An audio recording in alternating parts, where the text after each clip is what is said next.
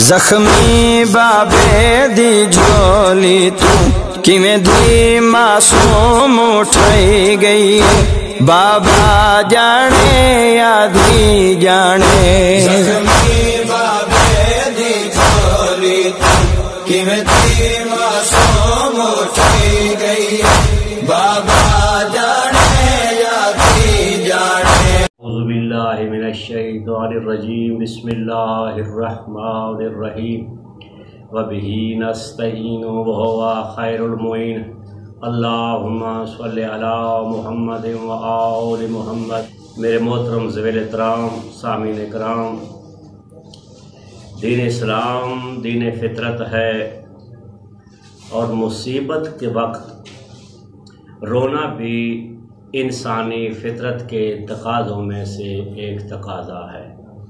محدث شاہ ولی اللہ دہلوی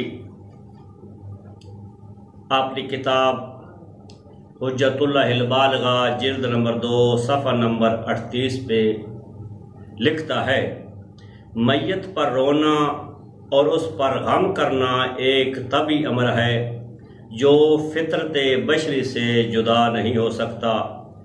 اسی وجہ سے انسان کو گریہ ترک کرنے کی تکلیف نہیں دی گئی، کیونکہ رونا اور غم کرنا رقت قلبی سے پیدا ہوتا ہے جو ممدوح ہے۔ یہ گریہ انسان کے مزاج کی سلامتی کی دلیل ہے۔ ہم شاہ ولی اللہ دہلوی کی اس عبارت کی تشریح ان الفاظ میں کرنا چاہتے ہیں۔ مثال کے طور پر اگر کسی کا کوئی قریبی رشتہ دار فوت ہو جائے اور اس کے بھائی بہن بیٹے اور اس کے والدین اس پہ گریہ کرتے ہیں، اگر انہیں گریہ کرنے سے منع کر دیا جائے اور ان کے آنسو بہانے پہ پابندی لگا دی جائے تو ان کے اقربا کی دماغ کی شریانیں بھی پھٹ سکتی ہیں۔ اسی مفسدے کو شریعت نے مد نظر رکھتے ہوئے محبوب کے غم میں رونے کو جائز قرار دیا ہے۔ دوسری کتاب ہے نظرۃ الناظرین، اس کے رائٹر ہیں شیخ عبد المالک۔ اس کتاب کا صفحہ نمبر 247 ہے۔ شیخ عبد المالک لکھتے ہیں، مصیبت کا اظہار کرنا جب اس میں خدا کی ذات پر شکوہ و شکایت نہ ہو تو جائز ہے۔ تو اس عبارت سے معلوم ہوتا ہے رونے کی دو قسمیں ہیں، ایک رونا ممدوح ہے اور دوسری رونے کی قسم مذموم اور کبیح ہے۔ اب سوال یہ پیدا ہو رہا ہے کہ شریعت میں کون سا رونا کبیح اور مذموم ہے؟ ہر وہ رونا شریعت میں کبیح اور مذموم ہے کہ جس کے ذریعے خدا کی قضاء و قدر پر شکوہ اور شکایت لازم آئے۔ ہم جو نواز رسول حسین ابن علی کی مظلومیت پہ گریہ کرتے ہیں، آنسو بہاتے ہیں، غم مناتے ہیں، ہمارا یہ رونا اللہ تعالیٰ کی قضاء و قدر پر شکوہ و شکایت کا موجب نہیں ہے، بلکہ حسین ابن علی کے ساتھ دوستی اور محبت کا اظہار ہے۔ رونا اولیاء خدا کا شعار ہے، رونا انبیاء کا شیوا ہے، رونا بندگان خدا کی علامت ہے، جیسا کہ ارشاد رب العزت ہوتا ہے، بسم اللہ الرحمن الرحیم، اذا تتلی علیہم آیات الرحمن خروا سجدا وبکیا، کہ جب رحمان کی آیات کی تلاوت بندگان خدا کے اوپر کی جاتی ہے تو وہ روتے روتے سجدہ میں چلے جاتے ہیں، کیونکہ سجدہ انتہائی بندگی ہے، سجدہ خلاصہ بندگی ہے۔ اور دوسرے مقام پر ارشاد رب العزت ہو رہا ہے، بسم اللہ الرحمن الرحیم، سورہ مائدہ کی آیت نمبر 83 ہے، وَإِذَا سَمِعُوا مَا أُنزِلَ إِلَى الرَّسُولِ تَرَىٰ أَعْيُنَهُمْ تَفِيضُ مِنَ الدَّمِّ مِمَّا عَرَفُوا مِنَ الْحَقِّ، کہ جب بندگان خدا اس کلام کو سنتے ہیں کہ جو پیغمبر اعظم صلی اللہ علیہ وآلہ وسلم کی مقدس ذات پہ نازل ہوئی ہے، تو وہ اس طرح گریہ کرتے ہیں کہ ان کی آنکھوں سے آنسو جاری ہو جاتے ہیں، کیونکہ وہ لوگ حق کو پہچان چکے ہیں۔ تو ان دو آیات قرآنی سے یہی ثابت ہوا ہے کہ رونا بندگان خدا کا خاصہ ہے اور اولیاء خدا کا شعار اور شیوا ہے۔ حضرت شعیب علیہ السلام اللہ کی محبت میں اتنا روئے کہ 3 دفعہ ان کی آنکھوں کی بینائی کھو گئی، اور اللہ نے پھر انہیں 3 مرتبہ نئے سرے سے بینائی عطا فرمائی۔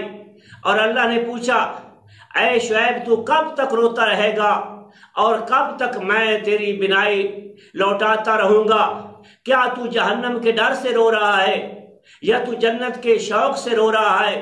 تو جناب شعیب فرماتے ہیں، بار الہ، نہ میں جہنم کے ڈر سے رو رہا ہوں، نہ جنت کے لالچ سے رو رہا ہوں، میں تیری محبت میں رو رہا ہوں۔ تو ثابت یہ ہوا کہ محبوب کی محبت میں رونا انبیاء کی سنت ہے۔ تاریخ انسانیت میں سب سے پہلے جس ہستی نے بیت الحزن تعمیر کیا، جس کو اردو زبان میں امام برگاہ کہا جاتا ہے یا امام باڑہ کہا جاتا ہے، وہ جناب یعقوب نبی اللہ ہیں۔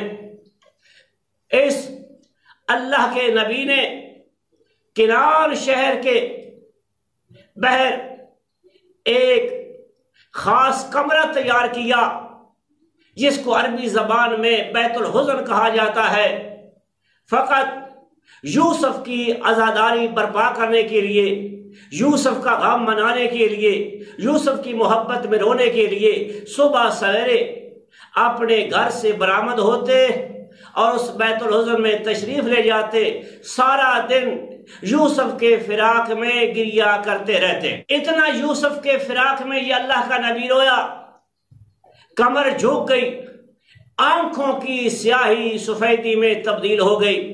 بیٹی آ کر کہتے تھے، اے بابا اب رونا بند کرو، کافی عرصہ یوسف کو گزر چکا ہے۔ انہیں یہ خدشہ اور خوف لاحق ہو رہا تھا کہ اگر ہمارا بابا روتا رہا تو کہیں ہمارا یہ راز ظاہر نہ ہو جائے اور ہم ذلت اور رسوائی کا شکار نہ ہو جائے۔